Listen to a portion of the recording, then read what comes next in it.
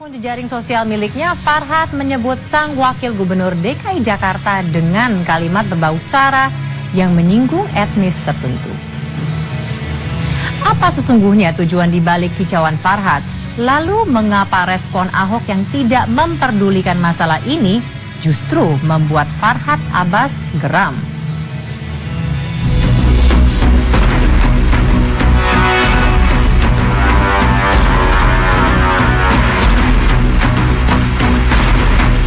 Mulutmu harimbaumu. Pepatah ini tak hanya telah menggambarkan nasib calon hakim agung Daming Sanusi, tapi juga telah membuat pengacara kondang Farhad Abbas diterjang badai kontroversi. Kisru ini dipicu oleh kicauan Farhad di akun Twitter @FarhadAbbasLaw yang diduga milik suaminya Daniati itu. Dalam akun Twitter tersebut, Farhad sebenarnya ingin mengkritik Wakil Gubernur DKI Basuki Cahayapurnama alias Ahok. Tapi kritik Farhad lantas menuai reaksi keras dari berbagai kalangan karena ia menyebut Ahok dengan identitas yang menyinggung etnis tertentu. Tak pelak kicauan yang dinilai rasial dari pengacara kondang ini berbuntut perkara pidana.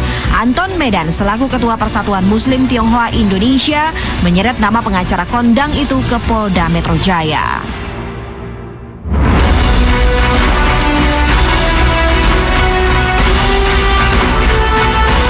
Dasar Ahok, saya bilang itu. Bukan dasar Cina, dasar Ahok. Plat nomor aja dipermasalahkan, apapun permasalahannya, apapun plat nomornya, maksud saya, itu dia tetap wakil gubernur, tetap orang putih, tetap orang pintar, tetap orang terhormat, tetap orang Cina, tetap orang yang punya martabat, gitu. Jadi, tidak diartikan bahwa dia kata jelek konotasi. Bagi saya orang Cina itu adalah baik, bijaksana, dan mulia. Sebenarnya tidak ada yang tersinggung dengan kicauan di Twitter saya. Tapi ada sekelompok orang dan dibiarkan oleh Ahok. Dan mereka menyatakan itu adalah rasis. Gitu. Padahal definisi daripada rasis itu harus ada dengan rasa kebencian.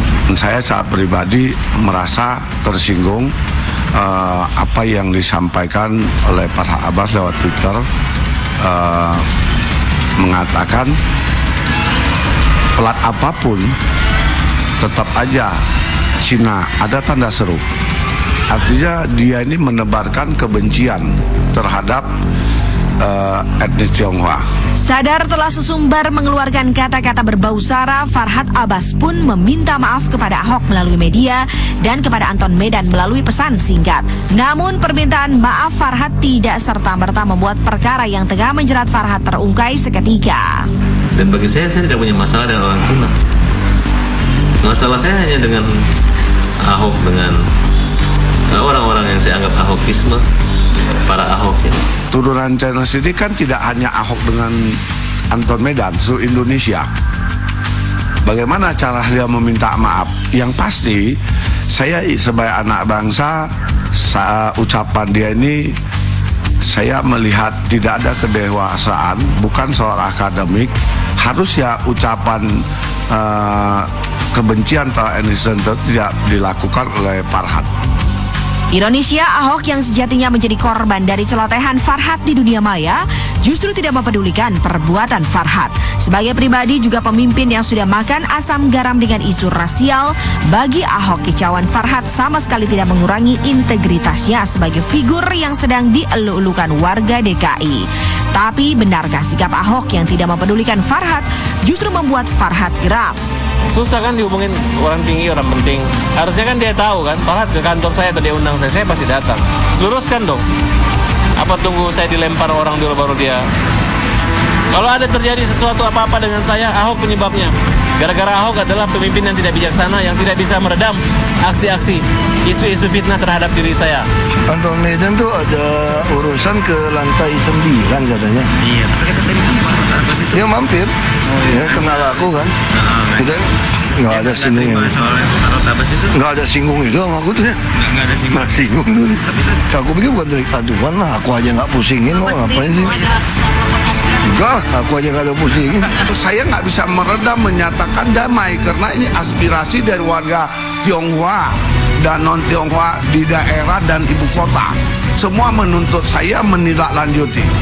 Nah, kalau misalnya saya maafi langsung saya damai, orang pikir saya disogok berapa, Saya nggak mau hal ini terjadi. Yang pasti hukum diciptakan tidak mubazir. Biar aja proses hukum berjalan. Nanti pengadilan menentukan salah atau benar.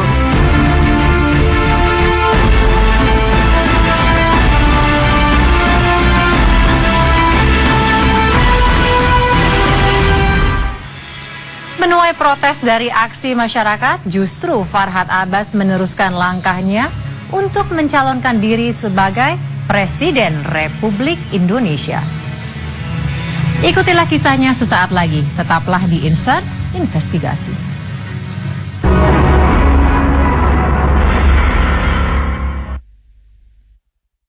Tersangkut masalah kicauannya di Twitter, tak lantas membuat Farhad Abbas mengurungkan niatnya untuk maju menduduki bangku RI 1. Dan tidak hanya itu, dana yang fantastis telah dipersiapkan untuk menjalankan kampanye. Farhad pun menyatakan dengan gamblang berani melakukan sumpah pocong untuk membuktikan komitmennya dalam membasmi korupsi di negeri ini. Akankah masyarakat mendukung langkah Farhad?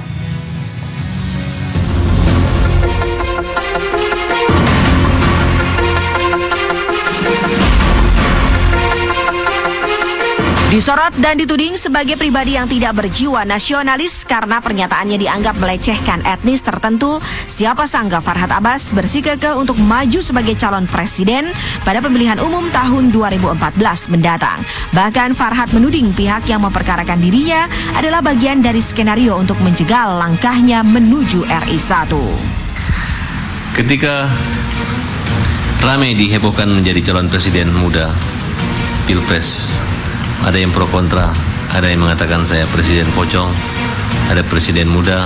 Mereka selalu membandingkan dengan dua figur, yaitu Joko dan Ahok. Pro kontra, mereka mulai menghalang-halangi saya untuk maju calon presiden. Kemudian mereka menggerakkan, terutama Ahok ya, oleh kelompok tertentu untuk menjegal saya di pidana. Saya dituduh rasis oleh kelompok ini. Belajar dari kasus Ahok di DKI, pemilih kita sudah makin rasional. Kita tidak boleh sembarangan dalam memilih presiden. Ya, kalau misalnya untuk memilih bupati, ya masih boleh lah. Ya, tapi kalau untuk memilih presiden, ini menyangkut keseluruhan ya negara kita. Ini kita memilih kepala negara untuk 5 tahun, nggak boleh salah memilih. Bak berlayar di tengah badai, Farhad pun membulatkan tekad bertarung di kancah pemilihan presiden 2014. Di tengah reaksi keras atas kicauannya di dunia maya, selain mengaku membawa agenda perubahan, Farhad juga siap menjalani ritual sumpah pocong untuk membuktikan keseriusannya dalam membasmi korupsi. Namun tekad pengacara yang masih berperkara dengan Riza Abbas, mantan penyanyi asuhannya, disambut pesimis oleh anggota DPR nyentrik Ruhut Sitompul. Dia bahkan bilang, "Bang, aku mau maju, mau nggak abang jadi wapres saya?" Aku ketawa aja ya. Dia minta aku jadi wapresnya. Ya sebenarnya ya kita harus mengukur diri kita lah ya. Nggak mudah mau calon presiden itu. Betul-betul harus mengumpul kredit poin yang banyak dengan prestasi-prestasi untuk merah putih ya. Saya katakan di Twitter awalnya bahwa saya siap jadi presiden Republik Indonesia, maju Pilpres sebagai capres muda. Apabila saya terpilih menjadi calon jadi presiden Republik Indonesia, saya berani sumpah pocong untuk tidak korupsi dan tidak KKN. Tekad Farhad untuk maju ke kursi RI 1 seolah tak terbendung.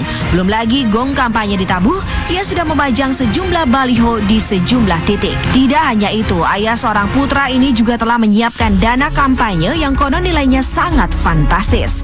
Tapi ironisnya sampai saat ini belum satupun partai yang menyatakan akan meminang Farhad. Padahal tanpa kendaraan politik, keinginan Farhad untuk menjadi presiden ibarat jauh panggang dari api. Nah, kalau orang partai menganggap yang dicalonkan itu memenuhi kualifikasi dia, kita nggak bisa bilang apa-apa juga, ya kan? Jadi itu sepenuhnya kalau menurut sistem sekarang terserah partai yang mempunyai hak mendukung. Nah itu harus kita tunggu hasil pemilu 2014. Partai mana saja yang berhak mendukung atau partai mana yang menggabung. Apakah nama-nama yang bertaburan sekarang ini kerling oleh partai tersebut apa enggak, itu saja. Kita harapkan ada independen. Kalau saya mau sih independen, karena menurut saya agar tidak masuk dalam kelompok yang seperti terjadi saat ini. Akhirnya tarik ulur. Presiden dipengaruhi oleh partai-partai. Jikapun nanti saya dicalonkan oleh partai dan independen tertutup, saya minta agar partai-partai independen dalam mengambil keputusan. Untuk sementara modal kita saat ini ya tidak sebanyak orang lain, tidak sampai triliunan. Kita ini hanya kalau untuk keliling Indonesia dengan beberapa tim, nginap, transportasi, akomodasi kita masih bisa tangani. Tapi kalau orang Indonesia minta satu orang amplop, ya nggak bisa kita kasih. Tanpa kendaraan politik partai ditambah kontroversi yang sedang membelitnya, mampukah Farhad meraih mimpi menjadi penguasa negara?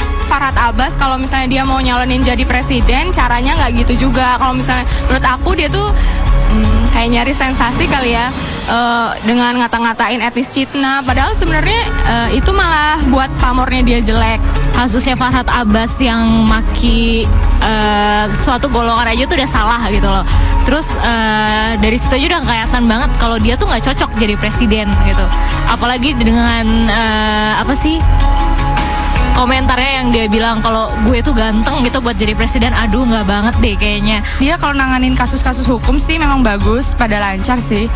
Cuman dan sikapnya dia selama ini kelihatannya sih dia orangnya cerdas, terus juga pokoknya hubungan baik lah dengan semua orang lah. Mungkin dengan politikus juga dia baik. Cuman gara-gara kicauannya itulah jadinya penilaiannya kita ke dia jadi agak berkurang gitu. Jadi Farhad Abbas sih kayaknya kalau buat nyalonin jadi presiden sih nggak banget.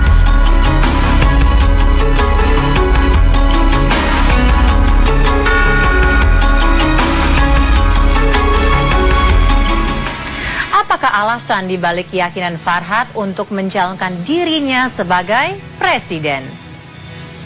Insert investigasi masih akan kembali sesaat lagi.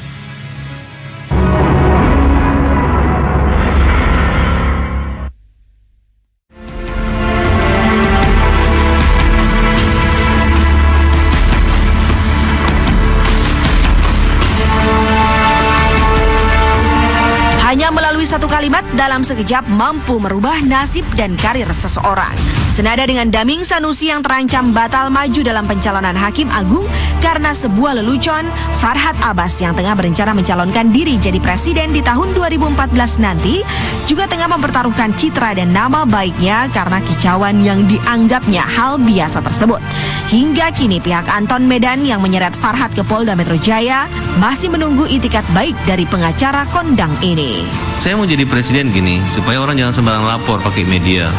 Ntar saya dipanggil seolah saya bersalah, bisa-bisa saya dilemparin orang Cina nanti. Ya, kalau penegak hukum polisi itu harus melihat yang mana. Kalau saya memang rasis, tinggal tangkap saya. Nggak usah ada laporan. Ini digiring gitu kan. Saya nanti banyak sekali orang di Indonesia mengalami hal seperti saya, dipermalukan. Padahal tidak tentu dia salah. Itulah membuat saya mau jadi presiden dan saya mau utamakan di penegakan hukum.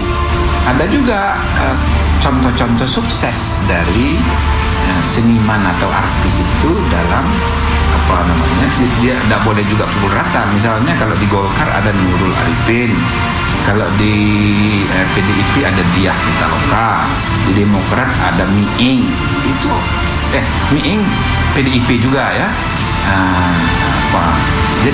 Jadi banyak juga contoh-contoh dari artis-artis yang berhasil dia tampil di panggung politik.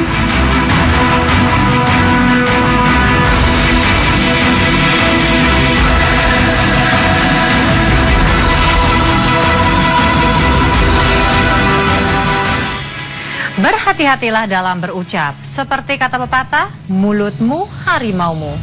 Perkataan yang tak terkontrol tidak segan-segan untuk menjadi bumerang bagi sang empunya. Saya Nadia Mulia, sampai jumpa dalam insert investigasi lainnya. Selamat sore.